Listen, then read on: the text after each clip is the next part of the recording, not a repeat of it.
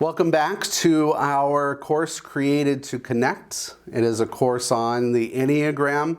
And my name is Nathan Whitaker. I am a coach at Preparing for Amazement. And I'm just so happy to be here today to help you explore more of who you are, but also how you are connected to other people. The Enneagram is about those two things, about health of the self, but also connection. And one of the primary things that we say in this course is that the Enneagram is about relational health. We are supremely concerned about how we live well with one another. And we can do that by understanding ourselves better, by understanding other people better, and by figuring out how we can help one another. Remember, for last time we talked about that personalities are a tool for us to get what we need. And oftentimes that tool falls short.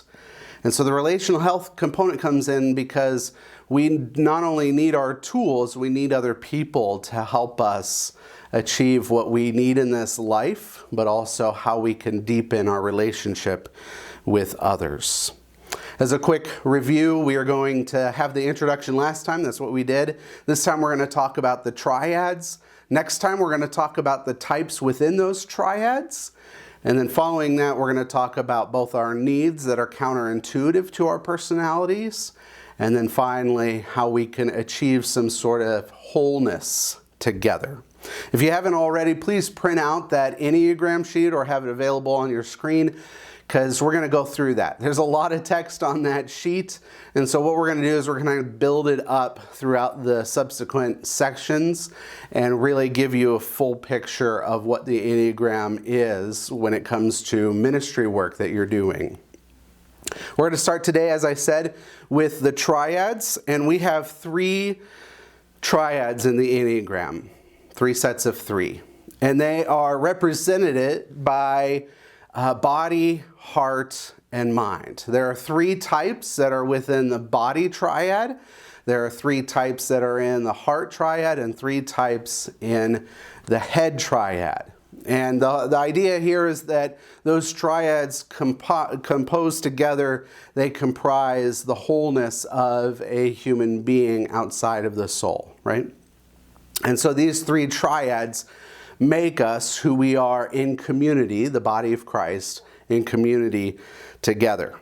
A good way to think about the triads is through white noise. I don't know, you might not be as strange as I am, but every once in a while when I was a kid, I would just kind of listen to white noise, whether it was because I was doing something else or because I was fascinated by the sound. And you know that image, it's on the screen for you now. You know what it looks like when white noise is up. And I don't know about you, but whenever white noise first hits me, it's a jarring sound, right? Especially now that we're switching between inputs on our TV. If we switch to the input that doesn't have any connection, boy, it wakens everybody in the house or in the room. And we're jarred by it. But if you turn down the noise a little bit, if you turn down the volume, and you just kind of do your own thing, what starts to happen is that white noise serves its purpose and it just kind of is in the background. It's not too jarring anymore. It kind of just becomes assumed as part of the noise of the house, and we forget it's there. It's kind of like if you're in the city, you hear the traffic, or if you're in the country and you hear the birds and nature all around you, the wind through the trees. You don't really pick up on it anymore because it's just there.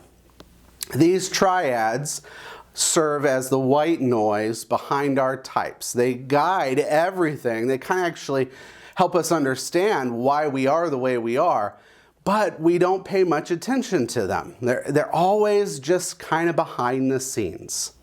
So what do I mean by this? Let's take a look at each of these types, or each of these triads and their background noise.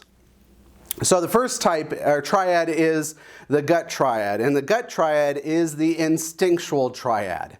They do things, they see the world through their bodies. It's kind of hard to explain if you're not an instinctual triad type, but they do see the world through their bodies. Decisions, experiences, ways of living, they all come through the instincts that they have. They're very quick and intuitive people. They just kind of do something that they know is going to work, know that is good, and they just do it without even really thinking about it. It's instinctual to them.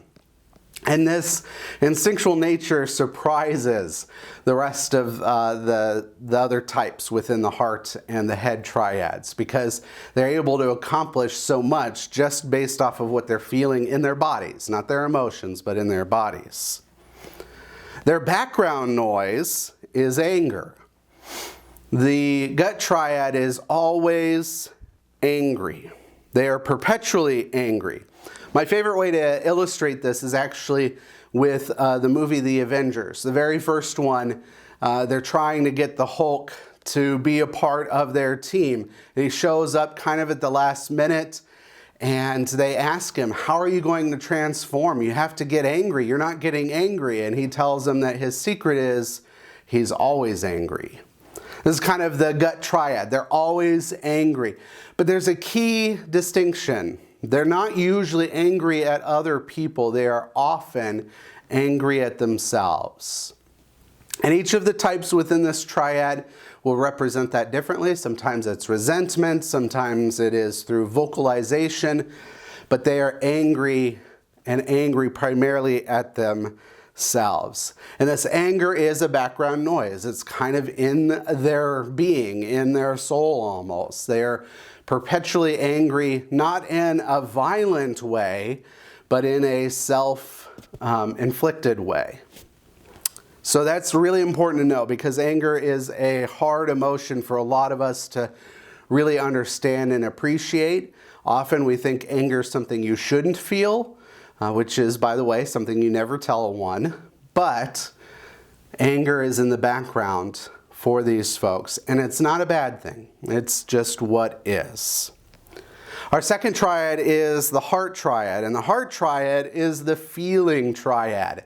They see the world through their emotions. One of my best friends is a feeling triad guy, and I'm a head guy, which we'll get to in a minute. And I just can't understand how he can think about the world through his emotions. For me, I have to think about my emotions through my thoughts and my brain. But for him, they see the world through their emotions. They make their decisions, they have their experiences, and they live their life through their hearts. They are very sensitive people in a very good way. They are attuned to who they are. They're attuned to how they're feeling about things. They're attuned to other people's emotions. In fact, they're probably some of the most caring people you will ever meet. They are wonderful folks, the heart triad people. Their background noise, however, is shame. The heart triad has a background noise of shame, and they don't like being told that. And it makes sense, because if they're perpetually ashamed, telling somebody that they're ashamed when they're ashamed kind of builds up more trouble for them. Think about this. You've all had this experience, I'm sure, when somebody is waving and you think they're waving at you, and so you wave back even though you don't know them. And then you discover as you turn around that they're actually waving to somebody behind you. And you have that feeling within you that's embarrassment, but it's not quite embarrassment. It's like, how could I be so dumb? Or how could I this, that, or the other? That kind of feeling is always in the background for the heart triad. They are perpetually ashamed, and it's painful for them. This is something that's different for the other triads. Shame triad, they feel their pain. They feel their shame, and it hurts. And what they'll do is they'll use distancing tactics to move away from shameful experiences or people who bring about shame for them. But it's always shame about who they are or what they've done. So it's almost always internal. And this is going to be a theme. Oftentimes we think that it's directed towards other people, but it's actually mostly internal. The final triad is the head triad. And these people think through the world. They see the world through their ideas, through their thoughts, through their observations.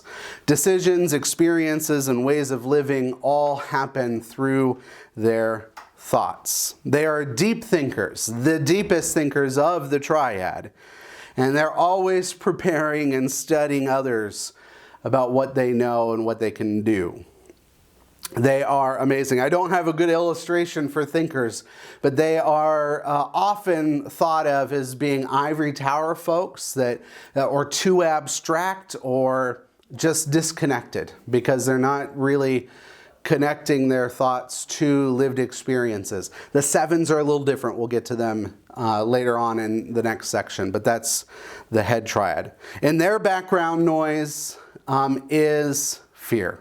They are perpetually afraid. They're afraid of being found out. That they're anxious that others will discover how unprepared they really are for life. And they will use distancing and deceptive tactics to keep people away from that discovery, but they're mostly afraid that they're going to be hurt and not willing or not able to do what they need to do. This is their background noise. So we've got those three types, and their background noise, or three triads rather, their background noise are anger, shame, and fear. This helps understand quite a bit about the Enneagram. There's lots of reasons why, and we can get into that at another point, not in this course. But those background noises guide a lot of what each of these types do.